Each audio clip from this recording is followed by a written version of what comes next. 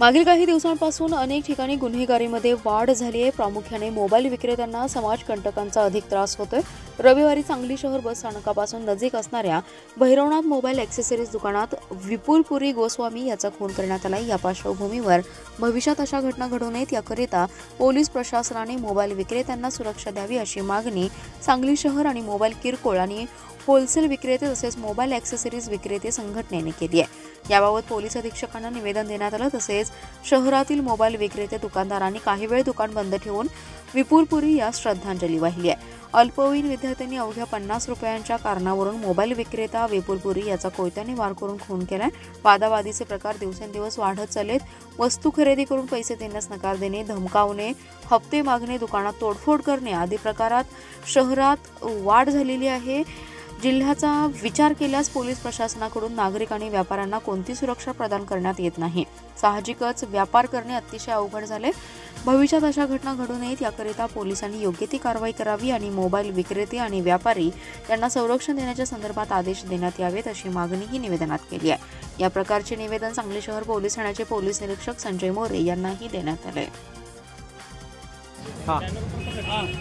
नमस्ते, मी इरफान तामुळी, सरगम communication Sangli, all India mobile retailer association Sangli अध्यक्ष।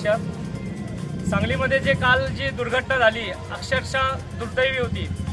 अशी दुर्घटना आमच्या आतापर्यंतच्या कार्यकाळात कधी बघायला मिळाली नाही। तर 50 रुपयाच्या क्षुल्लक गोष्टींमुळे एखाद्या निष्पाप माणसाचा, एका कामगाराचा जीव गेलेला आहे काल। तर ह्यासारख्या मानसिकतेचा आपल्याला निषेध करण्यासाठी आम्ही इथं एकत्र आलेलो आहेत। तर ही मानसिकता शिवाय आमच्यासारख्या किरकोळ व्यापाऱ्यांवरती पडणारा दबाव, काही कार्यकर्ते किंवा काही गुंड जे आहेत, तर ह्या गोष्टींचा एक दहशत आमच्या व्यापाऱ्यांच्या वर्गामध्ये झालेली आहे। कालची जी घटना होती ती अक्षरशः आमच्या मनामध्ये एक भीती करून गेलेली आहे। तर ह्या घटनेचा आम्ही व्यापारी संघटनेतर्फे, या सर्व सेल्समन असोसिएशनतर्फे निषेध व्यक्त करतो आणि शिवाय अशी घटना होऊ नये यासाठी आम्ही आज SP ऑफिस शिवाय सिटी पोलीस चौकी सांगली यांना निवेदन पत्र देण्यासाठी एकत्र आलेलो आहेत। तर ह्या निवेदन पत्राला ग्राह्य करून पोलीस निरीक्षक साहेब शिवाय पालकमंत्री, गृह मंत्रालय खाते हे सर्व तात्काळीनं ह्या गोष्टींचा आमच्या व्यापारी वर्गांमधला जो एक पेट्रोलिंग असतो, म्हणजे गुन्हेगारी व्यक्ती ज्यामुळं आम्ही भयभीत आहोत, तर त्या गुन्हेगारी वृत्तीचा नाश करावा हीच आमची एक विनंती आहे।